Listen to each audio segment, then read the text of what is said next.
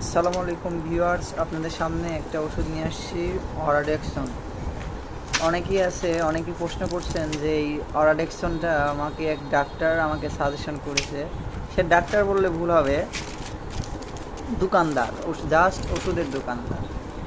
কিন্তু সে একটা মানুষকে শুরুতেই বলছে যে এই অরাডেক্সনটা কন্টিনিউ সেবন করতে, কিন্তু সেই ডাক্তার নামে কসাই বা আরেকটু কর্কশ ভাষায় বলে সেই ভ্যানালা লোকটা কিন্তু জানে না যে এই অরাডেক্সন, ডেক্সামেথাসনের আসলে ইফেক্ট কতটুকু একটা মানুষকে ধ্বংসের মুখে পাঠায় দিতে এই অরাডেক্সন কী পরিমাণে ইফেক্ট রাখে সে কিন্তু নিজেও জানে না।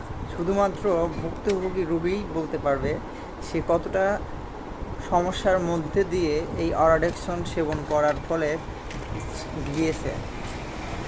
আমার কাছে একজন প্রশ্ন করেছে যে ভাইয়া, এই অরাডেক্সন খাওয়ার ফলে আমার চোখ মুখ ফুলে গেছে, শরীর ফুলে গেছে এবং আমার নুনুর বিচি পর্যন্ত ফুলে উঠে গেছে, এরকম সমস্যাটা হওয়ার কারণ কি?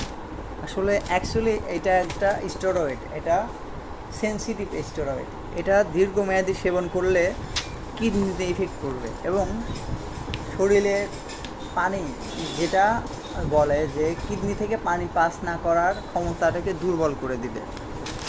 এর ফলে শরীরে পানি জমে যাবে এবং শরীর মোটা হয়ে যাবে।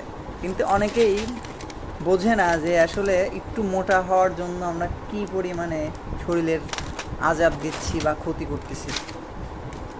এখন এই বিষয়ে আরও বিস্তারিত জানতে কমেন্ট করুন। ধন্যবাদ সবাইকে।